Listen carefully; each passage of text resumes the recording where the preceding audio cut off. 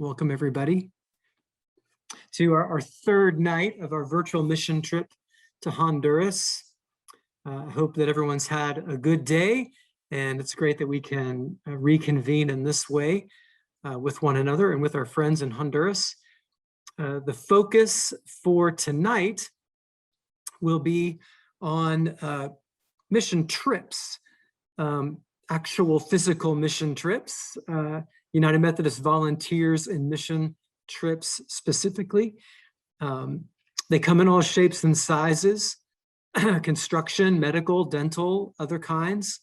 And Milton Yovares, who is on staff at the mission in Honduras and is their UMVIM coordinator, is going to be our primary presenter tonight. And so we're blessed to have Milton with us. And hopefully tonight will be a little bit of kind of whet our appetite for what's to come.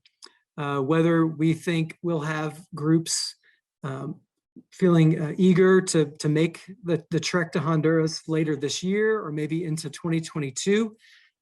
This is the time to begin to lay the groundwork for those trips and to begin to plan. And so Milton will, again, talk to us about the big picture and some of the nuts and bolts so we can take the next steps and prepare to connect with our friends in Honduras in that way. So that's the theme for today. Let me just offer a few quick, again, logistical reminders, and then we'll have an opening devotion.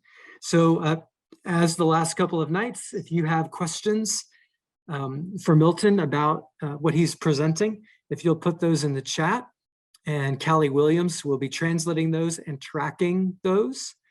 I should say here at the very beginning, if you need translation at any point, as I look at the screen, that for English speakers, if this presenter is speaking Spanish and you need translation to hear that in English, then take your cursor to the bottom bar of the Zoom, click on interpretation, and then choose the English channel, and you will hear Jorge, our amazing interpreter.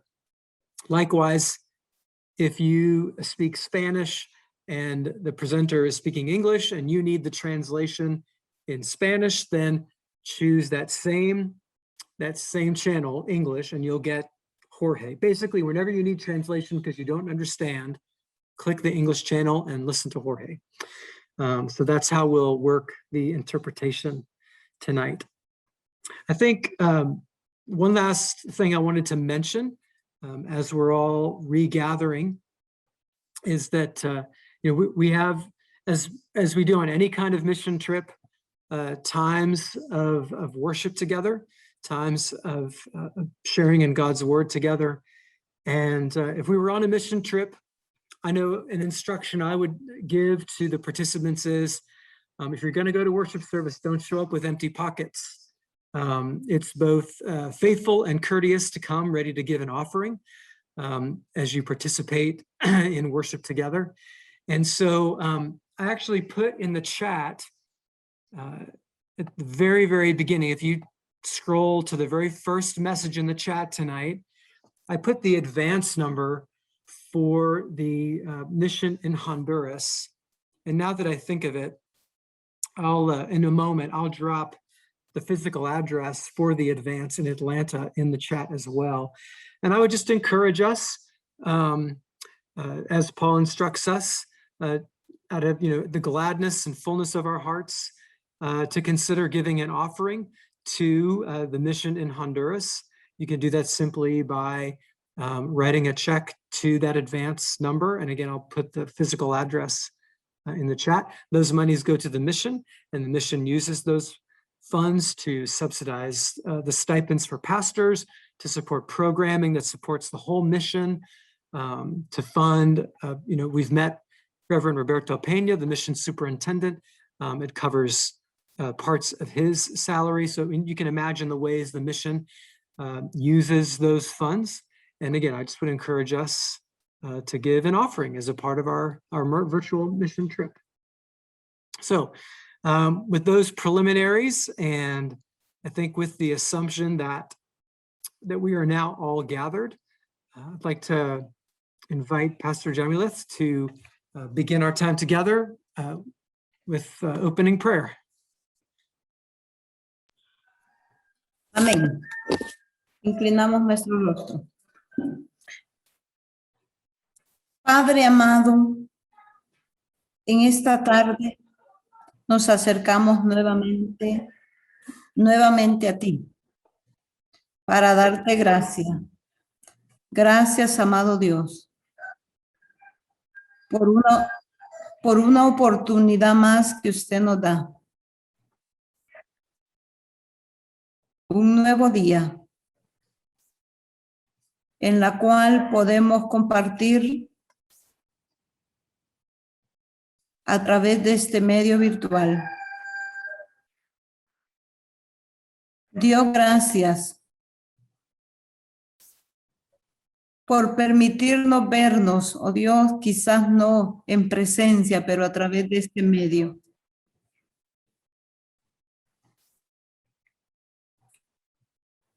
Ya que es una bendición, oh Dios, el compartir los unos con los otros.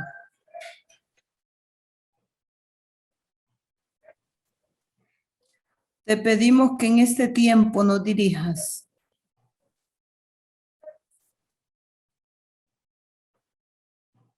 A través de tu Espíritu Santo. Permítenos, oh Dios, establecer el reino.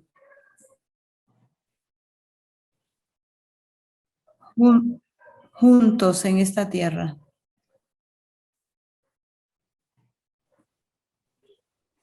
No importa, oh Dios, el país.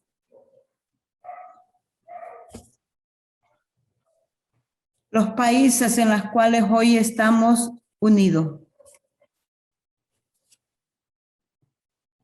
Todos en una misma mente.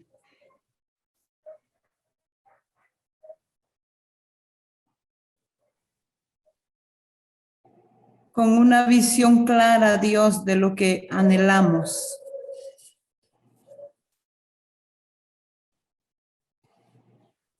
Ser una iglesia metodista unida.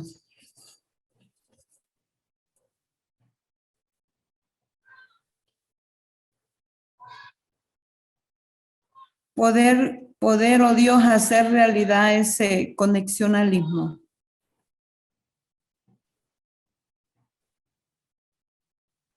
Entre ambos, pastor, iglesias. Te pedimos tu dirección durante este tiempo. Que hagamos tu voluntad. En el nombre del Padre, del Hijo y del Espíritu Santo. Te agradecemos. Amén. Amén. Amen. Thank you, Pastor. All right, so I'm excited for you all to spend some time together tonight getting to know Milton Yovaris. On my trips, Milton has been a constant and always a gift. In addition to being the UMVIM coordinator, he is a wizard behind the wheel of a 15-passenger van driving through the crowded streets of Tegucigalpa. And I've sat either in the passenger seat or in the front bench and watched him work and been thankful that he's driving and not me. So Milton has a lot of gifts. He also is bilingual and offers his talents in translation whenever we're together, and grateful for him there. But maybe more than that, more than all of those things, it's so obvious that Milton has a heart for the people of Honduras, for the mission of the United Methodist Church in Honduras, and for partnerships. For the partnerships, they go across borders to the United States, and so I'm thankful to count Milton as a friend and a partner in this work, and so glad that we'll get to hear from him tonight. And I'm looking forward, Milton, to when, hopefully not too long from now, when we can work together to put together another trip and get back down there to Tegucigalpa. So anyway, Milton, turn it over to you. We're excited to hear from you about UMVIM trips. Absolutely. Thank you very much, Andy, for that too nice presentation or introduction. And for your prayers as you ride with us in the vans as I drive. I'm sure you all say a lot of prayers, as I do when I'm driving. But anyways, so yes, so thank you all for being with us this evening. I hope you all enjoy the time tonight with us and learn a little bit more about what we do in terms of mission trips and the outreach that we do, the community outreach, and the work within the churches with different projects that we do. In the whole country of Honduras, we don't have like any limitation where to go as far as within the country, of course. We have a larger presence in different communities where we have Methodist churches, but of course we're not limited to just those communities, and we can move outside the church and work with other partners in schools and clinics and hospitals and any other entity that works with humanitarian help and different type of work. I sent Andy a presentation. I don't know if we can present it so I can show you a little bit of. So as you see on the screen or on your screen, you'll see a picture that says UMVIM in Honduras. And this presentation talks a little bit more about what we do and how we work, where do we go and all that kind of stuff. And of course, there will be a chance for questions and answers and later on, so you can send your questions on the chat or make them later on as we go. So first of all, you'll meet our amazing staff. These are the people that is gonna work with you as you arrive, and they'll try their best to make you feel like you haven't left your house. They'll make you feel at home. And some of you, or most of you, have met them probably. We have Carla and Jorge and Maritza, which are like three of our large staff when it comes to teams, but they are the ones that are always or have been with us probably the longest and more loyal with the work that we do in Honduras. Some of you know Jorge probably from since he's helping us tonight with translation and this week. And then if you work with us with medical in the medical area, you'll get to meet some of our doctors. These are only three of the large amount of doctors that work with us within every community where we go. And but these are some of them, and we have Kelly and Dulce and Michelle, and one is a pharmacist, one is a general doctor, and the other one is a dentist. So if you ever come with us in any type of that medical area of the trip, then you will get the chance to meet them. And where do we serve? We serve, like I was saying earlier, anywhere within the Honduran territory. We're not limited. If we are invited for an opportunity to engage and serve in mission, then we go. So we're open to any type of work that it's in benefit of the communities, and that will give an amazing experience to the mission group.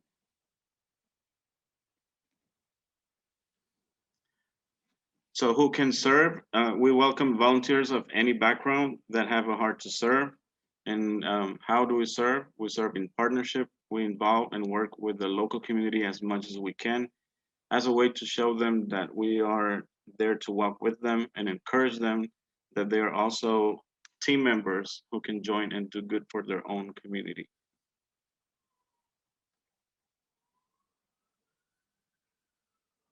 And the ways we do ministry through, it's like I was saying earlier also, it's a long list of ways to do ministry. These are just to mention some within the ones that are the most common probably, and the ones where we try to put a lot of focus on due to the needs of the country in general, which is the medical area, dental and vision, physical therapy, construction, clean water, TIC projects, school and educational, English as a second language, scholarship programs, which you will get the chance to hear about that a little bit more tomorrow night. Kids with special needs ministry, feeding centers, pastoral trainings, the IMT program, VBS, youth camps, home visits, evangelism, food baskets, sewing ministry, women and men ministry, and a lot more. So these are just a few pictures of our medical clinics, which they are really a huge need in our country. As you, probably many of you know, we face a lot of necessities in the medical area as a country. The lack of medical care, it's extremely high here. So the fact that a lot of communities can have medical care through mission trips, it's really beneficial. And for example, with the pandemic that we've had over a year now, we have some communities where the medical team that goes, it's the only access they have for medical care. So it's really beneficial, the fact that they receive these medical clinics. And just last, probably like 2 weeks ago, we had a local medical trip because the team that was supposed to come last year, they couldn't come because of the pandemic. And they do treat patients every 6 months. So, and these are like really rural areas where they cannot even go to the main city to get medical care because number one is really expensive for them, and then just to move, I mean to have transportation, it's something that they cannot afford. I know it sounds a little like dramatic, but it's really it's the reality they face. Even to they say like I don't have $1 to pay a bus to go and see a doctor. Um, Even worse to pay a treatment. So the fact that they receive medical care through a mission team, it's for them it's like just a miracle. Like they even tear up when they see the team. So because they know like they have access to medical care through them. So we can continue with the next slide, please. Milton, can I ask a very quick question? Yes. What are chick projects? I could guess, but I want to hear that from you.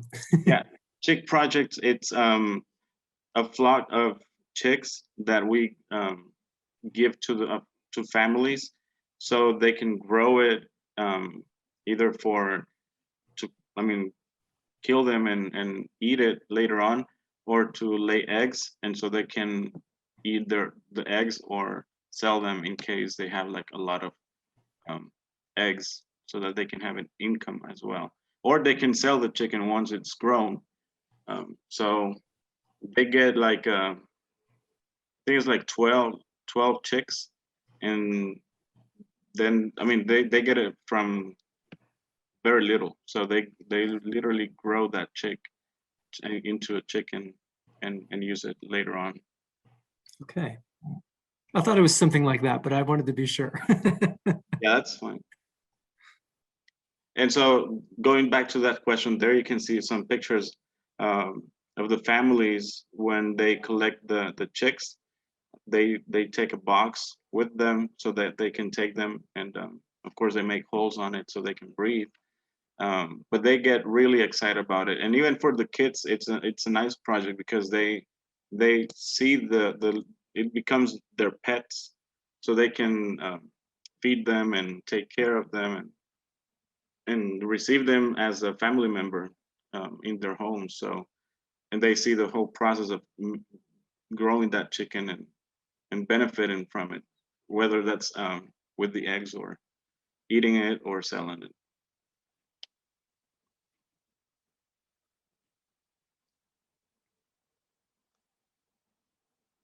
And here you can see some pictures of some of the mission teams in locations where we work.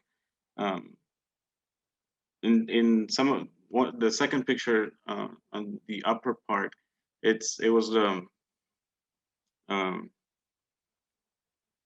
the first stone or break grounding that we were doing in the special needs school that you all heard about last evening, yesterday, from Pastor Orlin. He mentioned that a little bit about it. And that's also in partnership with one of the teams in Mission Together partner that we have, who serves in La Cebita. And that's when the planning was going on, but of course now we have the school already. So it was also a very nice project to see from the very first step to what it's now, and it's really encouraging to see that it continues to grow and it's benefiting all these children with special needs, because it was a very neat project that we kind of like received as we go, because we were just invited to a small location where these children were receiving classes, but they were getting kicked out of the location because the owner didn't want them to use it anymore for other. She was going to use it for other purposes, so they didn't have anywhere to go. So we started like trying to find a place for them to go temporary while we help them find a permanent place. And so one thing took us to the other and the other, and until we got the land donated by the mayor of the city. And long story short, we started building. The community also gave a lot of funds for that. Uh, they made like campaigns and raised a lot of money, and the team put the other part. So we were able to have 3 classes now. So, and like Ordin was saying yesterday, it's continued to grow. So we're seeing a lot of hope in that.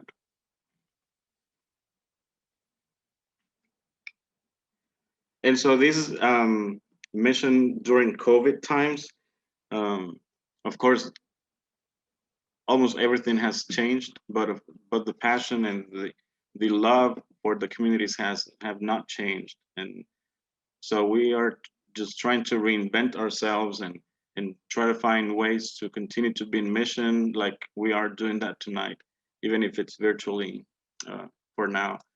Of course, at some point we're gonna get back to be in person. But so far we've had one team that came in last February, and we were able to do a little bit of community outreach and a small clinic dispensing really basic medication like Tylenol and worm medicine and ibuprofen, vitamins. So the community was really happy about it. And of course, we are learning about all the measures that we need to take. And the team was really excited about coming because these pictures were in La Cebita. And so the community was excited to receive us, and it was really hopeful for the community, because a lot of people think that because of COVID, the teams are no longer coming, or they won't have any type of support or any type of just brotherhood with the team like it was in the past. So this was a very hopeful for, I mean, even for us in the mission and the churches and the communities to see and to feel the love that it's there. Even we are going through the COVID situation, but the love and the desire and the willingness to serve it, it's still there. So a lot of things will be different from now on, but we'll try our best to make it possible.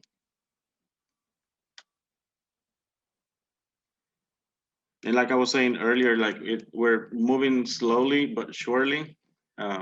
Where we had a medical clinic 2 weeks ago with local staff.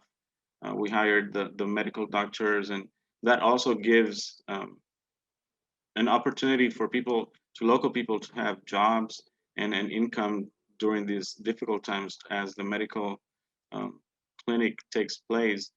We're able to hire like the doctors and the staff that's going to help us in logistics. So just like a mission trip with people from the U.S., this is most likely like with people local people from Honduras. So the team that wasn't able to come last year, they were able to collect some funds and send it down and help us to have the clinic.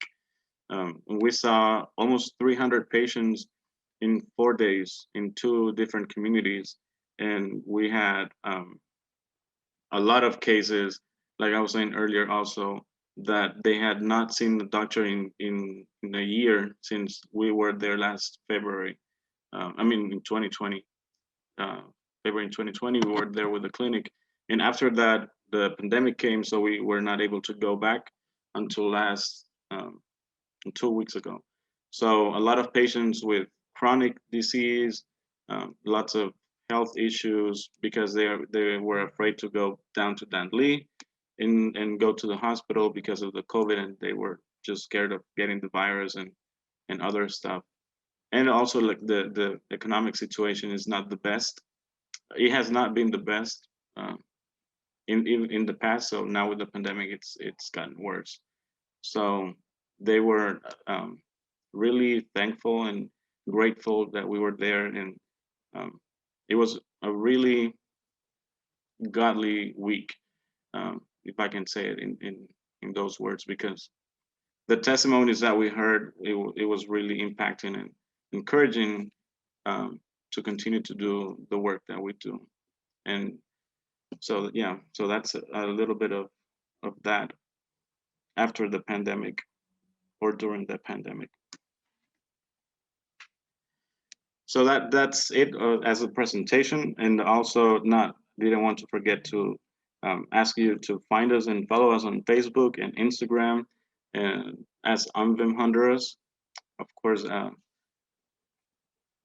we will be looking forward to seeing you soon and serving with you as soon as possible. So that's it from my side as a presentation. Milton, would you want to move to some questions or? That'll be good. Okay. I'll break the ice with one. Everybody get yours ready.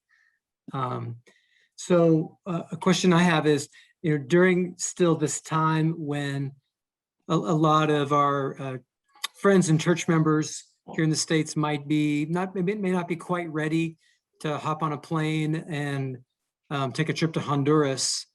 Can you talk to us about the model of sponsoring a medical or dental or some other kind of trip without actually physically traveling quite yet? Because I know that's a model we talked about even before the pandemic, can be really effective. Right.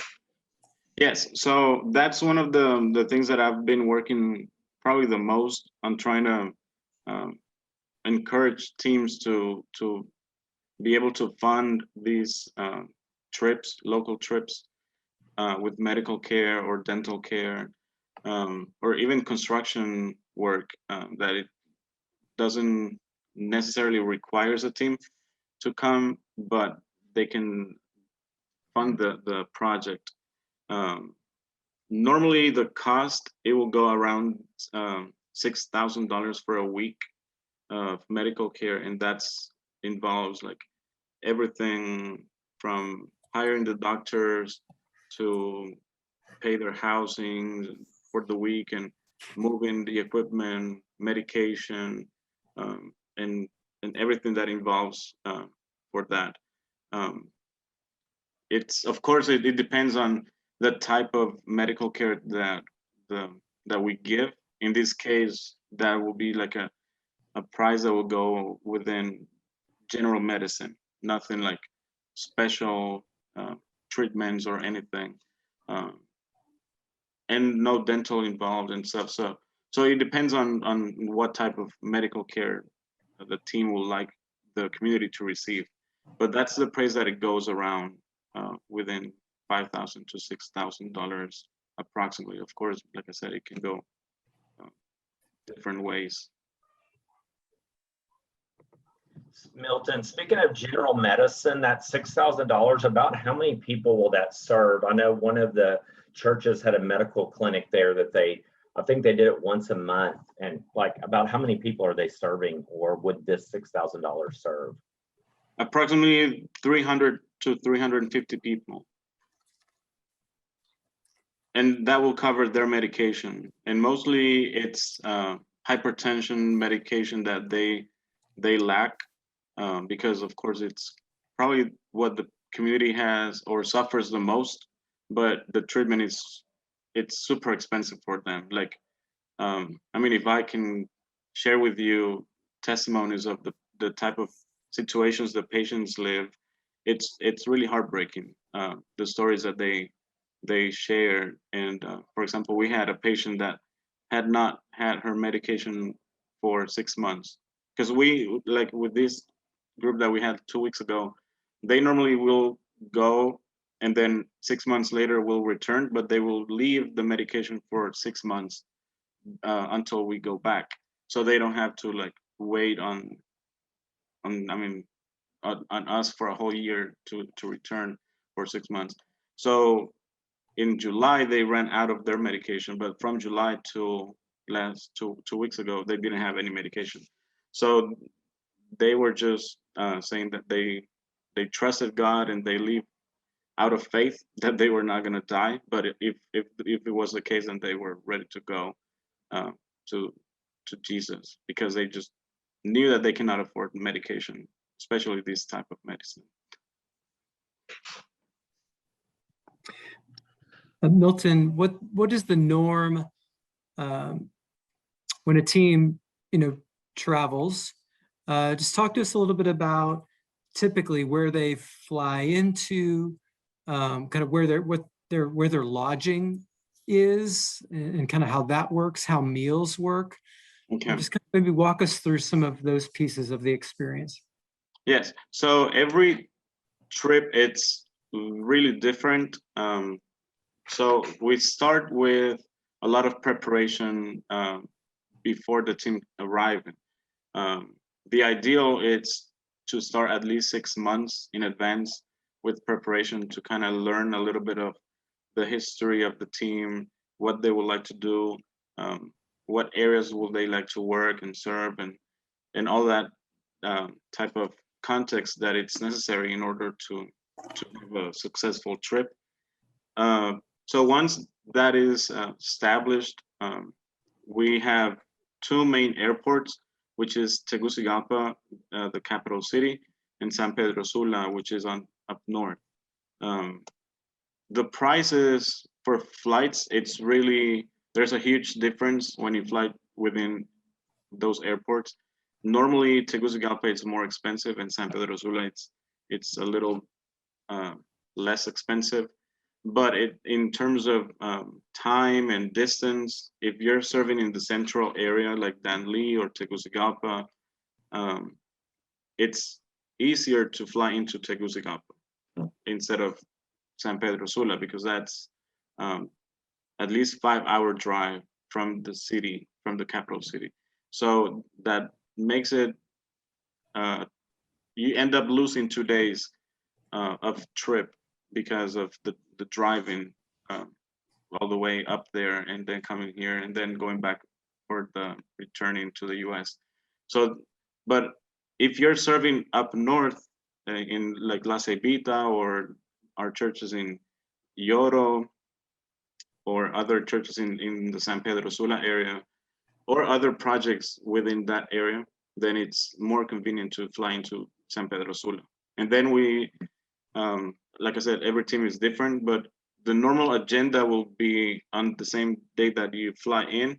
We will take you, whether that's at your hotel or the mission house if you're coming into Tegucigalpa and working with the mission in this area.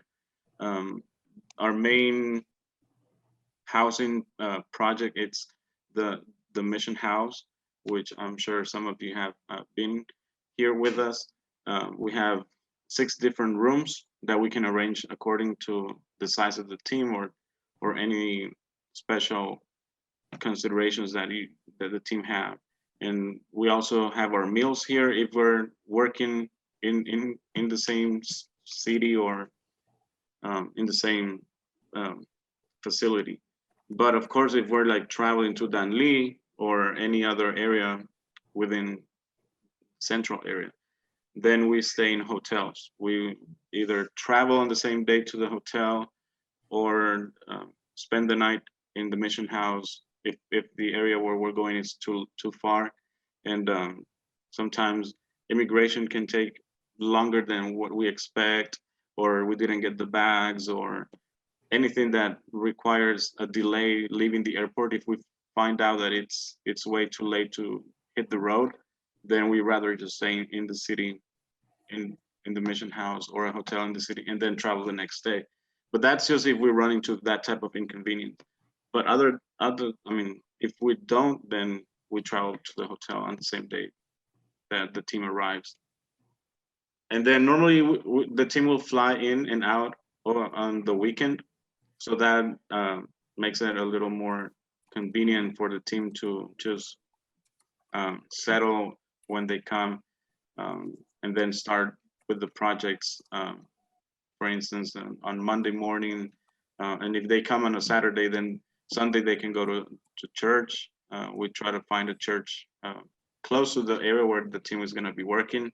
And then after church, normally we will meet with whoever we're working, the partner is, whether that's a church or an organization or anything, to kind of like go through the week and prepare and set up the very last minute details that may be loose, and kind of have an orientation, a little presentation of what the Honduras is, and things to do and not to do, which all of those it's sent to the team leader prior of their arrival. So they are not just learning it once they come. They already know it in advance, because of course the team will have team meetings back in the US and all that.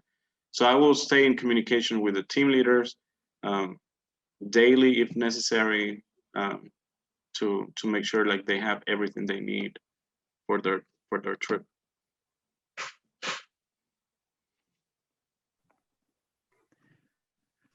Do you work with the heifer project for chickens? Harvey, what was that?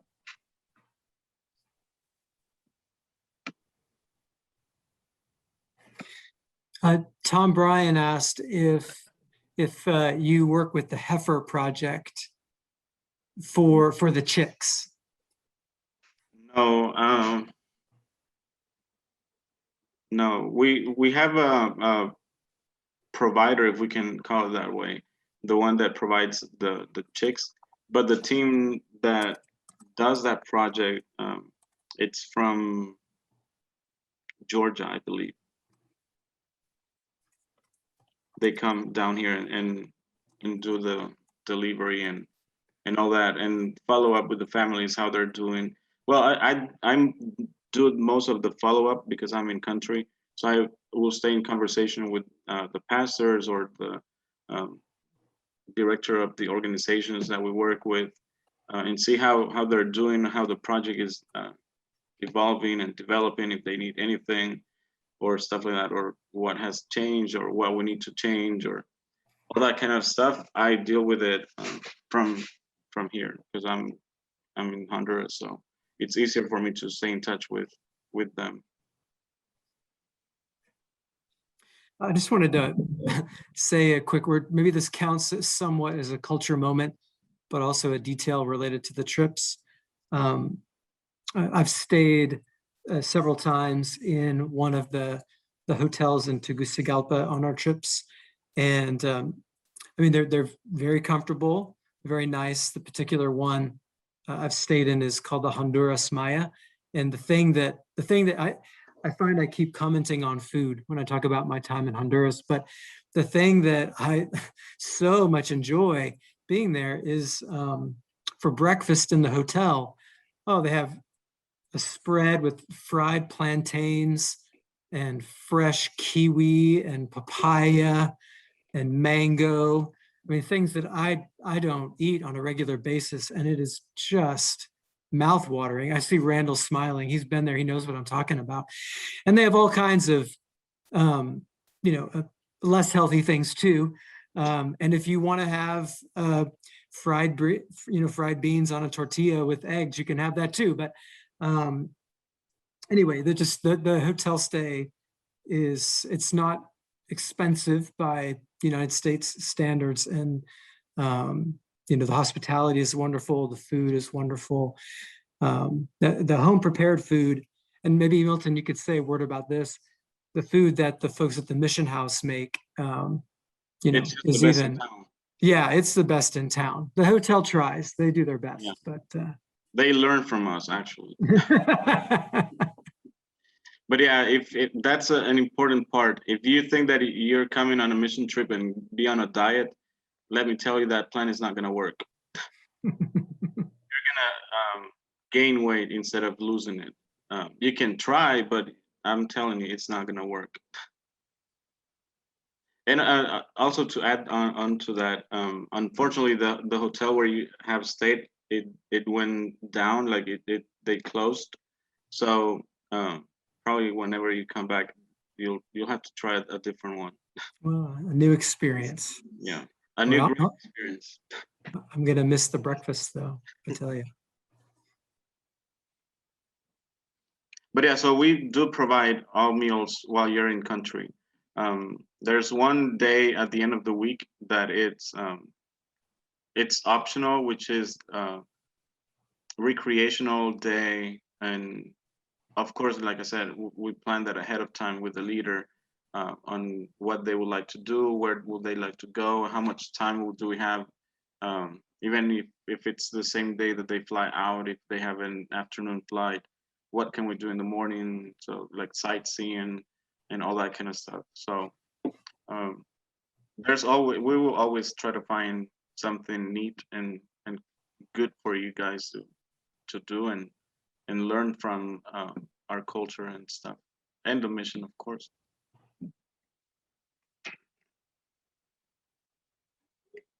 I'll say, Milton, those recreation experiences provide, in my experience, another window into just the life of Honduras in some really beautiful ways. I can think of when we visited the Valle de Angeles that you told us about yesterday. I mean, we were able to have conversations with people in the different shops and stores, and I mean, learn about each other even in that context. I know there was one occasion when a young man approached us and began to talk about a family member that was ill, and we ended up praying together in the store and then walked around the square a bit together. Anyway, the point is that that's not mere tourism, but a wonderful opportunity to connect in a different sort of way with the people of Honduras. Absolutely. So if you get the chance to go to Valle de Angeles, I would. It's a fun, simple trip. Yes, and there's always opportunities to connect with everyone involved during the mission week. Like, it's not just the community, or it's not just the church. I mean, you can connect with anyone. I mean, from the staff of the hotel, the cooks, the interpreters, the mission staff, just just be willing to have conversations, share your story, hear their story, and just learn. I mean, it's amazing how much you get to know different realities that you think that it's only happening to you, but it's not. Like, we all go through phases in life, difficulties, happiness, and it's just really interesting to know how similar we all are, but at the same time how different we are. So that's very neat and unique experience. And like Andy was saying, like, you never know when a mission experience will happen, even when you think that it's not. I mean, if it's the weekend, so normally people would think that mission is from Monday to Friday or Monday to Thursday, and then the rest of the days is something different. In one of the pictures on the slide that we were presenting, there was a very beautiful testimony that we have, and it's a mother that was dealing with or struggling with her son, which was probably on early 40s, but had she was having issues because her son was having a seizure, and we were just driving by, and we didn't know what was happening, but we knew that she was struggling. So we stopped and asked if she needed help, and a pastor from the mission group that was with me and the team, of course, we went out of the van, and she was just like trying to calm her, and because she was really desperate, and he was desperate, and that was in the middle. I mean, just on the side of the road. And she asked if she could pray and hold her son, and immediately he just started reacting different, and just like you could feel God's presence just right there, and she was just like crying and really thankful that was happening. I mean, the very second that we were just driving by. So it's always, like I said, an opportunity to have those moments. So try not to shut down just because you're in the van going from the placement site to the hotel or whatever. Like every moment, it's an opportunity to connect and be in mission.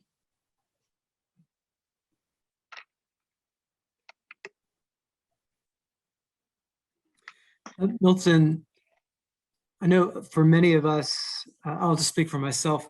I started out going on mission trips that were always focused on construction.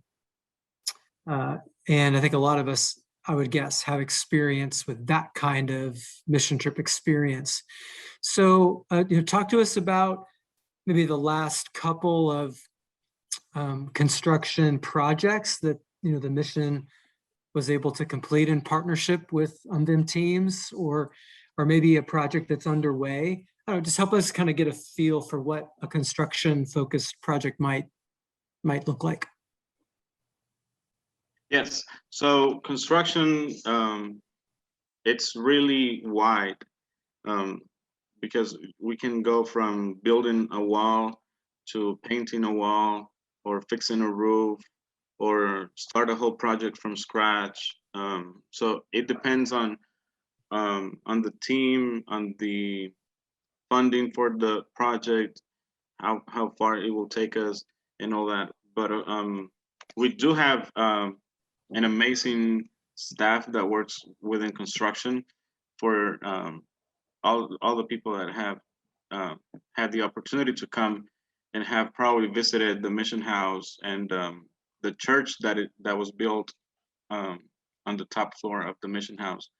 All that was built within the construction guys that work for the mission and with the mission. And so we also have projects going on year round that, of course, it will depend on the funding, how far it can go. But for the teams, there's a cost that will take place per person that comes. If it's only a construction project, they will decide based on their abilities and their skills, if they know electrical, or if they do welding or just anything like that. I try to do my research down here and find a project that fits well with the skills of the team, so we can do a match.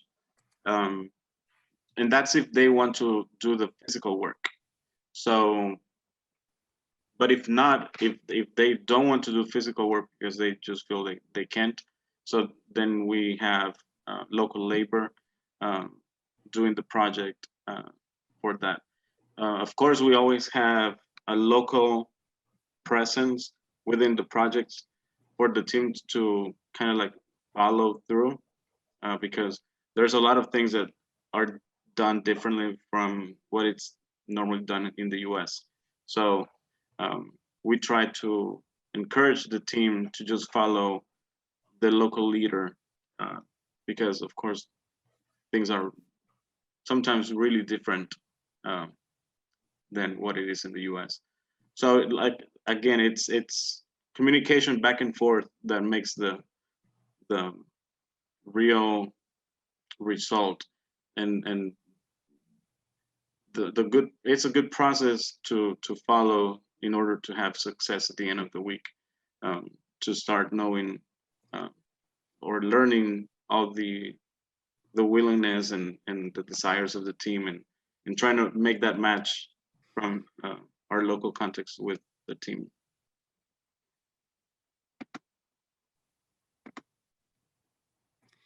Right. Are there any other questions at this point that y'all might have for Milton?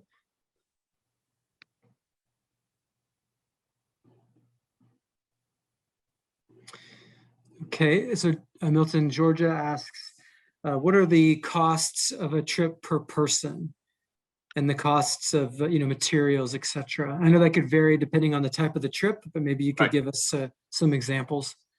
So some basic costs for construction, for example, it's around $300 per person. But again, it will depend, because if we have a team of 10 and the project, it's $10,000, of course, we will not be able to make it. So we try to find a project that it's according to the size of the team that will be able to go as far as we can with that type of fund. But like I said, that's kind of like the minimum in order to at least have materials and other stuff, because then we also have to have labor involved. So it will depend, but that's kind of like in around that amount for the construction side. For the mission trip as a whole, it can go around $1,200 to $1,500 for the week, and that's normally with your plane ticket. So it depends on where you fly, but of course that's you pay your plane ticket separately, and then you do your mission trip, like you pay that to the mission, which can go like around $900 to $1,000 for the week, and that will include everything from hiring staff, interpreters, and your housing, your in-country transportation, project, everything, housing, food. It will just involve everything throughout the week.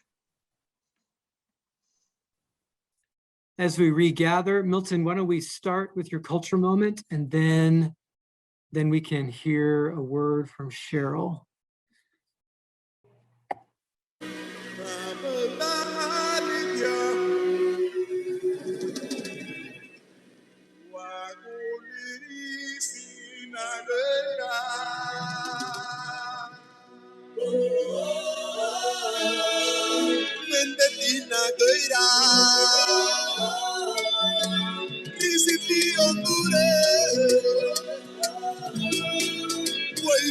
Honduras,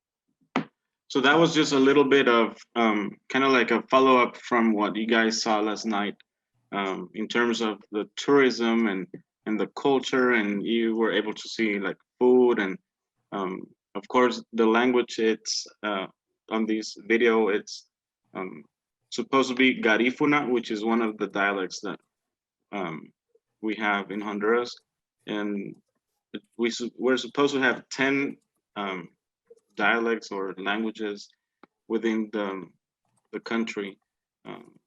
So that was just a little bit, as I said, a follow-up from last night's presentation.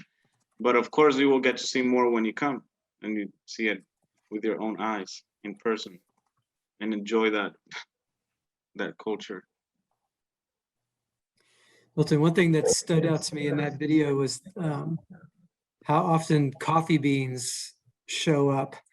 I don't know if, I imagine we've got some coffee drinkers on this call. You know, I know every time I visit, the coffee drinkers in my life expect for me to bring back Honduran coffee. I don't know if you want to say a word about that. Absolutely. I try to make sure I leave some coffee for the people that comes, but sometimes I drink way too much, but it's just impossible not to drink it. Of course, I will say that Honduran coffee, it's the best in the world, but I'm not lying. It is the best. And you'll make sure, I mean, you'll find that out when you come. And we also actually, as part of some of our fundraising activities and stuff, it's team members buy coffee that we have available at the mission house to take back as a souvenir, because of course coffee makes a great souvenir, and it's easy to pack it and easy to make it through customs and all that stuff. So, and people enjoys it. So that'll be a good chance for you guys when you come to take some coffee and drink coffee when you're here. For the pastors on the call, my favorite white stole is from Honduras also. It's easy to find some beautiful tapestry kinds of things. So, all right, Milton, is there anything else for that, or? No, not for the cultural moment, but I think we have Cheryl. Yeah. Right after that. So Cheryl, thanks for being on the call tonight. Let me just say a quick word. Cheryl is a part of the ministry team at Church of the Resurrection. And we haven't really talked about it yet, but I know we will tomorrow, that Church of the Resurrection has a long-standing and really significant partnership with the mission in Honduras. And so she is very well familiar with the mission and the country and the people, and we'll hear tomorrow night, Cheryl will be a part of our presentation about the One Wesley School, which is a school and ministry that was started in collaboration with Church of the Resurrection. So again, we'll get to hear more about the school and more from Cheryl tomorrow for sure. But Cheryl, again, thanks for being with us tonight and for being willing to share a word about, just kind of your testimony, your experience related to these UMVIM trips. Yeah, no, you're welcome. I love being able to share this stuff. I love it. It fills my soul, so I love to share it. So I will try to keep it, under a half an hour with all that I have to say. But so I went on my first trip in 2013. I've been there, I'm not exactly sure, maybe 7 times, maybe 8, I'm not quite sure. But I started in construction. We went to a town called El Abraje and we did construction. We built what they call ecofogones, which are a type of a stove. There were some issues in their houses where they would cook with wood burning stoves, and the vent that came out either went out the side and then came back in between the walls and the ceiling, the roof. Many times for ventilation, they have spaces, so the smoke would come in and they were having respiratory issues. So these fogones, these stoves, were to build or to burn cleaner, smaller amounts, and also to vent outside up through the roof. And so that was, we saw a lot of improvement with the health of people, less sinus infections and whatnot. So I did that several times. And so we got to work with families in their homes, and that was really super cool. And the homeowners also would help if they could. They had to prepare some things like some clay and that. So that was super fun to do something. I know that they do sometimes cement floors. That's another example that's of a similar situation that teams can do. And then from there, I went to another city where Juan Wesley is. It's called Ciudad España. And I had a heart for teaching English as a second language. So we went and we started teaching there. And that's kind of where I've been ever since. And then with the Juan Wesley sponsor program, so I help coordinate that. I have a partner in Honduras that her and I work very closely together to coordinate the program with, of course, the help of the leaders of the mission and of our church. But so on my trips down there, there are so many really great things. One thing that every single team that I know of really likes is the relationships that they build. The people there are so warm. What's surprising, or at least surprised me, that you really feel the biggest bond immediately with your translators, because the translators are there. You're with them in the car, you're driving an hour or whatever to your places. They tell you, ask them whatever question you want about the country, about the families, about the culture, what people think. And many of them know enough about our culture that they can enlighten us based on our point of view so that we can understand them better. And the people, at least on my teams, and I'm sure this is universal, when they leave, they really feel a bond with the translators.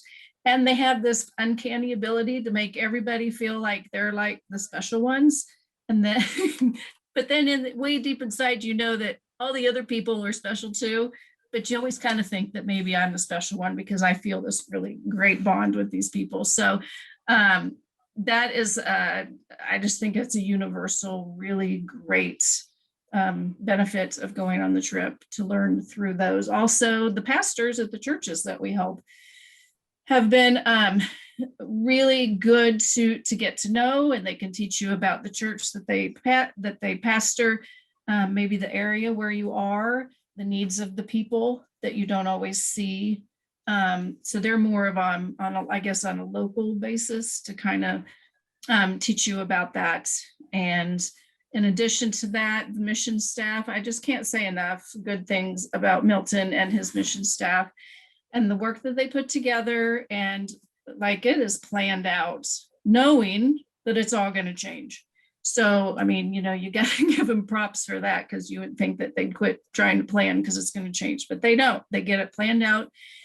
A lot of work goes into the food, what you're going to eat, how you're going to buy it, how you're going to get it there, how you're going to use your trucks. And then when one breaks down, how, they got to go around and fixing it. Security, I can't say enough good things. I feel zero danger when I go down there, because I know that we are watched over, we're cared for, and they really take us under our wings. They kind of give us some ground rules. Don't go wandering out in the middle of the night by yourself. But other, basic stuff. But yeah, I'm not worried at all. They know how to take care of us. They know what to look for. They know what the dangers are. And so we don't have to worry about it. We just ride along and we laugh a lot. Because that's what you do, because all of your life has kind of settled down so you can enjoy the trip, and you don't have to worry about any of that stuff because they have totally got you covered. They also, Milton sends out a lot of prep material to the team leaders, just general information, what to wear, what are the rules, UMVIM or UMCOR, anyway, the bigger umbrella people, they have guidelines on what we can wear, what we can't wear, and all of this stuff is communicated to you through information that comes from Milton at the Mission House.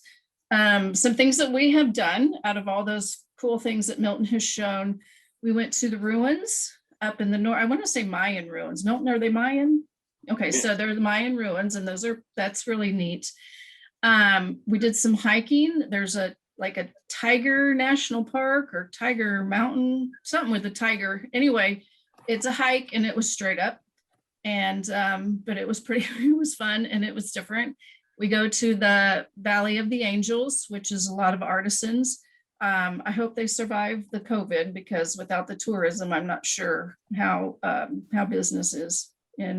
But it's just like this big neighborhood of artisans, and they hand make stuff, they paint stuff, they make jewelry, and then there's the typical t-shirt and souvenir and mugs and that sort of thing. But there's always something that you want to buy and bring home for souvenirs. There's not all areas have souvenir areas, depending on where you go and what city you are and how many tourists really go to that area. But so that's a pretty standard trip to go to the Valley of the Angels. And let's see, we've been to some waterfalls. They were beautiful. We have always gone, and I think it's fairly standard, Milton, you can shake your head no, but there's a team dinner towards the end of the trip, and we go out to this nice restaurant and they feed you like a king, and you can invite your interpreters, and kind of as a thank you to them and all the great work that they've done. And so you get to go out to one of the restaurants, a Honduran restaurant, and eat some really great Honduran food. And then there's some really great coffee shops that we've been. We didn't know, but Milton knows these things when it comes to coffee. And one of the cities we stayed in, just down the street, there's like a chain of coffee shops called, is it Cafe Americano? Mm-hmm. So anyway, we would go there in the morning. This is in Don Lee. And one morning we were in there and this guy comes up and he says, "Do you speak Spanish?" And I said, "Yeah." So this is a Honduran guy.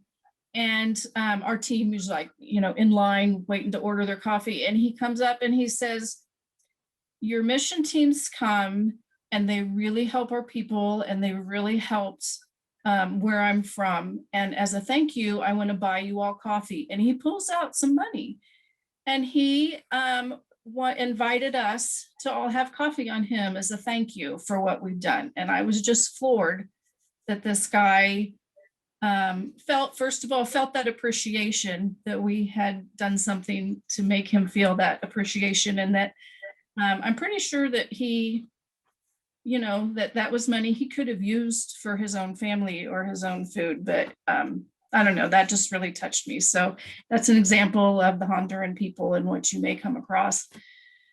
Then let's see, the locals, if you go, I don't know, Andy, shake your head. Does your conference kind of go to partner with one church or one area, or are you like all over? Mostly our churches are connected to churches in Tegucigalpa and Don Lee. Okay. Those areas so far. So if you go back to the same churches, what you find out is you get familiar with the people, and maybe you meet them in church, you recognize them in church, and it's just an instant friendship. And so I've been able to develop relationships with quite a few of the locals in the area where our church partners with. And that always just means so much to me. To think about them and pray about them. And they always say that they're praying for us. And I truly believe they are. And that's just a really special thing. And then some of the things that we get to do, and I think pretty much all the teams that are around or doing anything where kids can see them, you end up playing with the kids. And the kids are so fun, and they're so open, and they're so loving, and they are, open for hugs and just loving on them and playing soccer, even though we are typically not as good as they are. But they have a lot of fun with the kids. The kids always love playing with the mission teams that go there. And so one other really great thing that little tiny story, look at me, I'm doing all right on time. In the city where Juan Wesley is, there's a school. And so it was either the first or second trip that I'd been to that city and that school. And one of the ladies I was with had been with our church when we started that school. And it had been a number of years, I'm going to say at least 5 years. And she said to the team, she said, "Oh my goodness, you guys, I cannot believe the difference that I'm seeing here since we partnered with this church and all these people. And we have come and we're helping them with their education and ministering and through the church. And I have seen the biggest change in them because they have hope. Like you can see the hope, you can see the happiness in them. You can see that they feel like it's not lost. They're not, oppressed forever. They're not, there's opportunity and there's hope. Basically, I can't even say to anybody than just say they see that there's opportunity and hope in response or as a result of the teams going down there. And there's also, some medical teams that go to the same area from a different church. So I think it's just our hearts and our mission trips and how we have seen that we do make a difference when we go down there. And that's all. Wonderful. Cheryl, thanks so much for sharing about your experiences and maybe even more kind of just on the ground kind of view of what these trips can feel like. So it's 8 o'clock. We have made it to time. I had a quick conversation with someone on the call, Tom Bryan, during the break. And I think tomorrow night, Tom, will carve out a few minutes for you to share as well.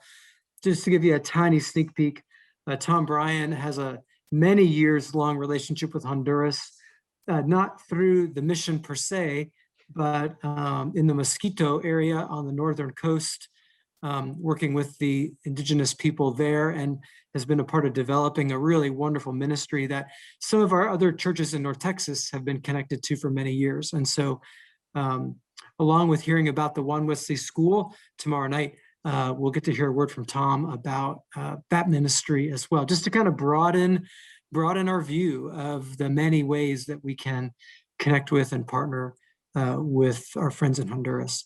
So again, it's 8 o'clock. If you have any, if you want to explore further planning for taking a trip, whether it's a chick trip or a construction trip or a medical trip, whatever it is, your best bet at this point is to reach out to Milton. I know, Milton, do you want to, if we can do it either right now or tomorrow, but could you drop your email in the chat so people can see that?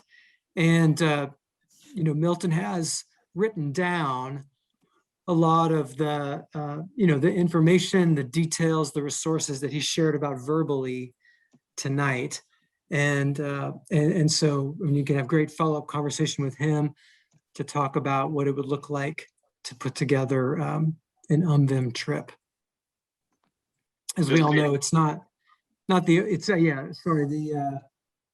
so you can see it there, UMVIM Honduras Coordinator @gmail.com. So connect with Milton to have those conversations. Friends, we are 3 nights out of 4. We're doing great. Appreciate your continuing presence. And again, tomorrow night, you don't want to miss our presentation about the school. I'll save my testimony for tomorrow, but just let me say that for the past 2 school years, my family has sponsored a student at the One Wesley School. And it has been a real joy and something really simple but meaningful in terms of a way to connect with the ministry that's happening in Honduras. And so I hope that you'll come back for the final night and hear all about the One Wesley School and also about what's happening on the Mosquito part of the country. All right, God bless you. Have a good night, and we'll see you tomorrow.